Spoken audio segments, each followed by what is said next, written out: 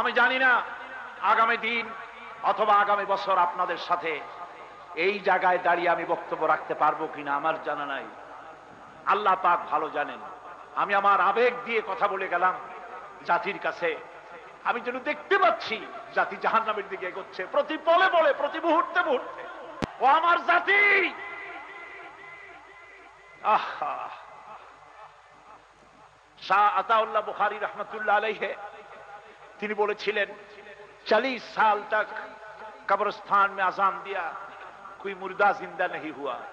40 বছর পর্যন্ত কবরস্থানে আজান দিলাম, কোন মুর্দা জিন্দা হলো না।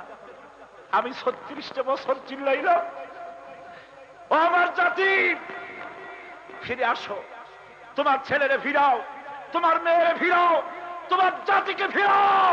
হিন্দু সংস্কৃতি বাংলাদেশকে খতম করে দিবে, জাহান্নাম বানায় দেবে।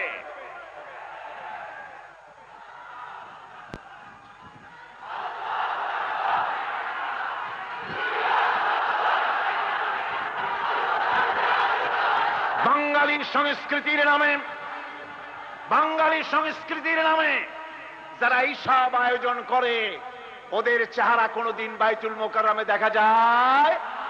ওরা কোটি টাকার মালিক, কোনদিন হজ করে না, নামাজ পড়ে না, রোজা রাখে না, আল্লাহ বিশ্বাস করে না।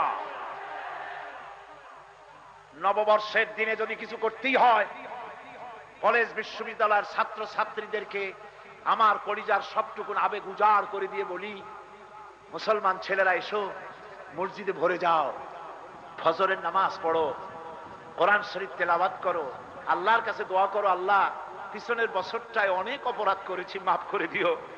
সামনের বছরটা, নতুন বছরটা আমার জন্য, গোটা জাতির জন্য, আমার দেশের জন্য তুমি কল্যাণময় করে দিও, মঙ্গলময় করে দিও। এভাবে কাঁদলে, দোয়া করলে খারাপ হইতো না ভালো হইতো? খারাপ হইতো না ভালো হইতো? আমার জাতির কাছে উদাত্ত আহ্বান রেখে গেলাম।